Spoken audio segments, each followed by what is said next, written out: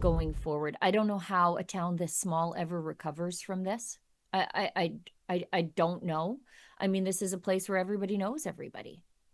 And the, I don't know if you have a child in this town, your kid knows somebody that died. There are so many people who are affected by this that this is just a scar on the community that will never heal. And I think Poilievre does a much better job of acknowledging the trauma inflicted on the entire town by this. So, Olivia, I know it's the last thing in the chat. It's sort of out of order, but I don't just say this as a small C conservative, but I do feel I did watch this one, and I think it is a much better, more heartfelt acknowledgement of what this town is trying to grapple with right now. Mm-hmm. As fathers, we both know the feeling of sending our kids to school, hoping that they'll play and perform, laugh and learn, but most of all, come home to us in our loving arms at night. Sure, there's the odd skinned knee or sore belly when they get back, but that's usually the worst of our concerns.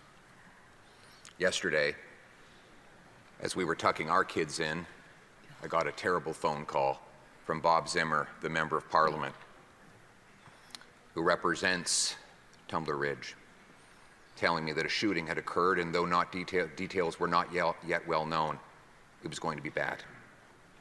And those details have come in.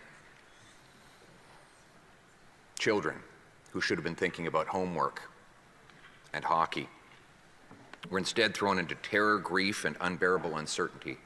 9 lives were stolen, 25 injured, 9 families devastated, an entire community in grief.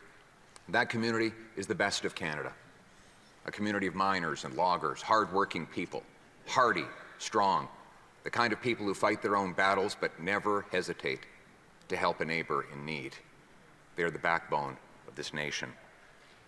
Behind every number is a name, a child, a friend, a teacher, a neighbor, a family member, each with a story. Or as the rabbi said, each life is its own universe. As a father, I can only imagine the phone call or visit that brought the news, the panic, the helplessness, the heartache that followed. No parent should ever have to fear that their child will not return home from school. No parent should ever bury their own child. En tant que père, as a father, I can only imagine the call Okay. So, this is a prime minister speech. Yeah.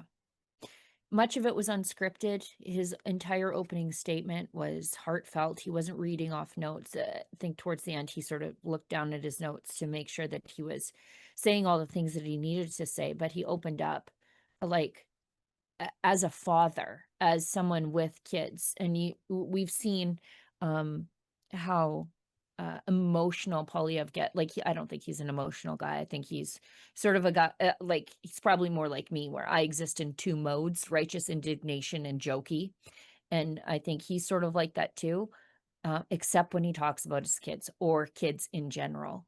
And you could tell that he really, really felt that and meant it. And if you looked over to what would have been his left 2 seats down, Todd Doherty, Conservative MP for Caribou, Prince George, having a real tough time keeping it together. Like, he took his glasses off, he wiped his eyes. And so Todd Doherty is from one of these rural BC communities. And I know, like, Bob Zimmer, as far as Conservative MPs go, as far as politicians go, just an absolutely good dude.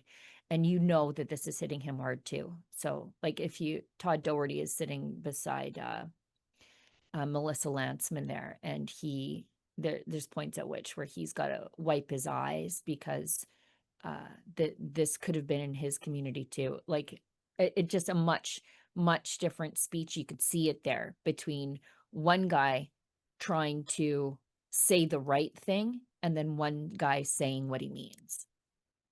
Yeah. And losing children, I don't think there is any words that can actually help healing the womb that will always been open. I can tell you, I know what it is.